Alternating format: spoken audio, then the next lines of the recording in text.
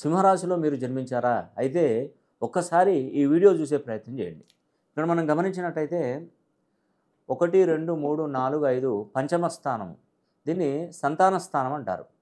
ఈ సంతాన స్థానంలో ఉన్నటువంటి సింహరాశి వారికి మనకు ఇక్కడ గమనించినట్టయితే అష్టమ స్థానంలో శనీశ్వరుడు మనకి మార్చ్ 30వ తారీఖున అష్టమ శనిగా వ్యవహరించే అవకాశం ఎక్కువ ఉంది ఇక్కడ.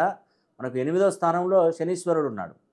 అయితే అష్టమ శని అనేది కూడా సింహరాశి వారికి పట్టబోతుంది. ఈ అష్టమ శనితో పాటు అష్టమ రాహు, ఈ యొక్క అష్టమ శని అష్టమ రాహు యొక్క ప్రభావం ఎక్కువగా ఉంటుంది. అందులో భాగంగా ఈ అష్టమ శని స్టార్ట్ కాబోతుంది 30వ తారీఖున. కాబట్టి వీరు ఖచ్చితంగా శని హోమం జరిపించుకునే ప్రయత్నం చేయండి. ఈ శని హోమం అనేది కూడా శని ఇప్పుడు కుంభరాశిలో ఉన్నాడు.